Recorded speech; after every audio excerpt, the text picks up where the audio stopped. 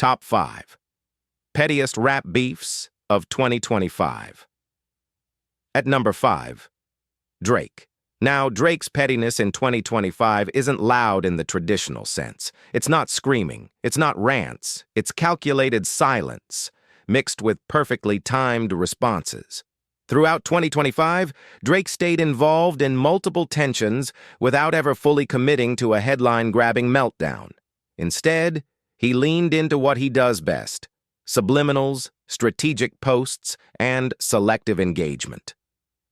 After the fallout of earlier rap wars, Drake's approach this year was very much, "I don't need to say your name for you to feel it." Fans picked apart lyrics. Social media dissected captions. Even which posts he liked or didn't like became part of the conversation.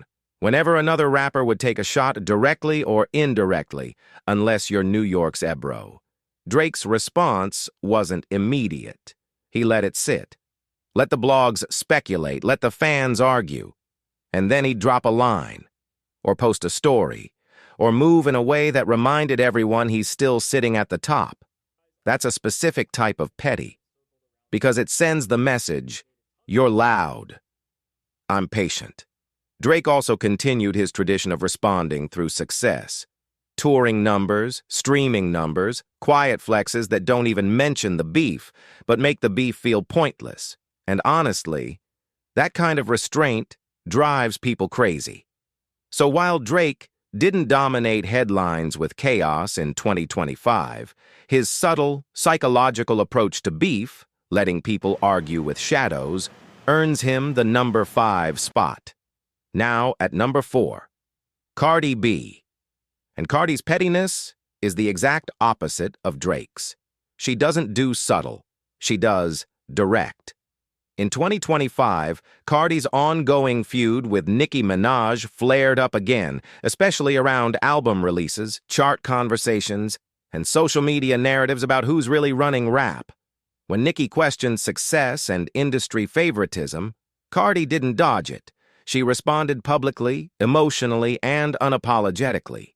She clapped back on social media, called out what she felt was hypocrisy, and reminded everyone that while people argue online, she's still delivering music, numbers, and relevance. But Nicki wasn't the only one. Cardi also found herself in tension with JT from City Girls, a rapper and one half of the City Girls duo. This wasn't just random internet noise. It stemmed from comments, reactions, and perceived disrespect that spiraled into public back-and-forth energy. And again, Cardi didn't do the quiet thing. She addressed it head-on. The petty part isn't just that she responded. It's how she did it. She turned every accusation into content, every critique into a rebuttal, every slight into a moment. Cardi's pettiness is rooted in visibility. If you say something about her, she's not letting it stay vague. She's putting it on Front Street and daring you to stand on it. That's why Cardi lands at number 4. She doesn't start every beef, but she refuses to ignore any of them. Now at number 3, Nicki Minaj. And if Cardi is confrontational petty, Nicki is strategic petty. In 2025, Nicki had multiple fronts open at the same time. First, the never-ending war with Cardi B. Every album release, every chart discussion, every viral clip became another opportunity for tension. Nicki questioned narratives, mocked numbers, and used social media the way only Nicki can, mixing sarcasm, parody, and provocation into every post. But the bigger move this year was Nicki's decision to aim upward. Nicki went directly at Jay-Z and Roc Nation. She accused the industry power structure of working against her, limiting opportunities and favoring others.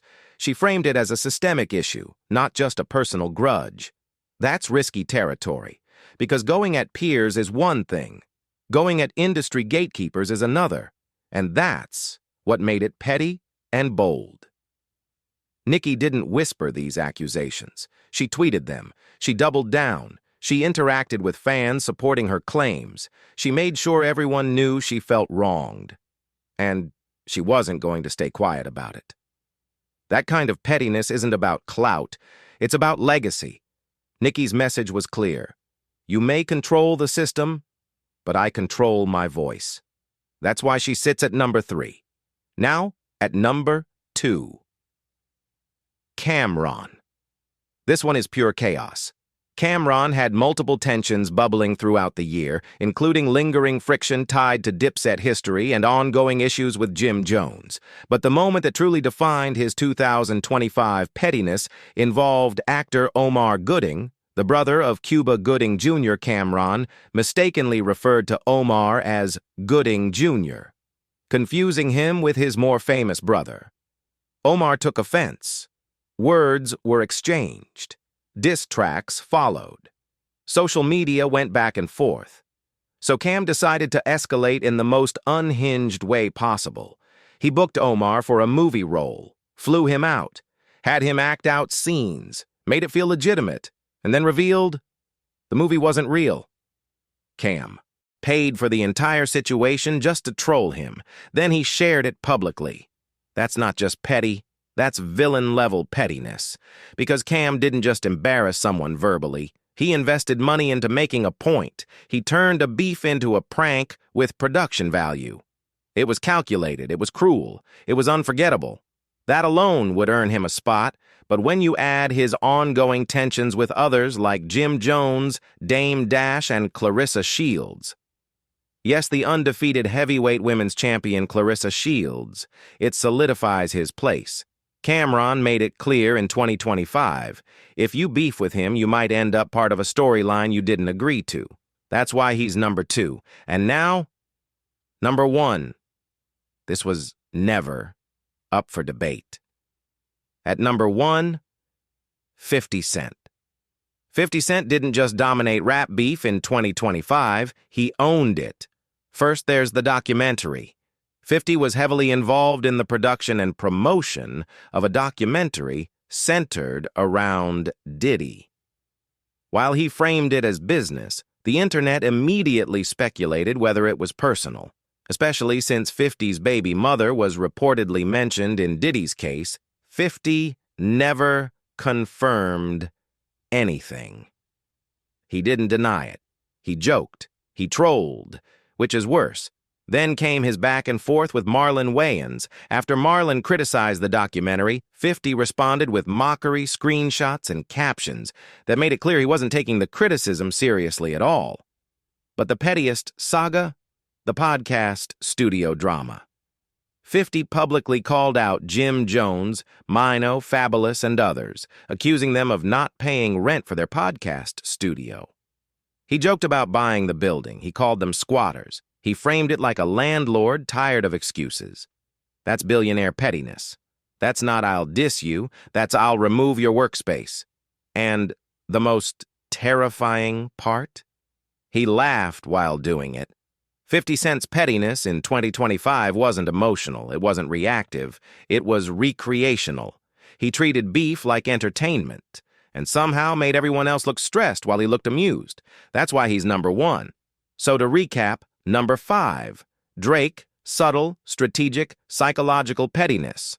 Number 4, Cardi B, loud, direct, unapologetic clapbacks. Number 3, Nicki Minaj, industry-level smoke and legacy battles. Number 2, Cam'ron, prank-funded, cinematic beef.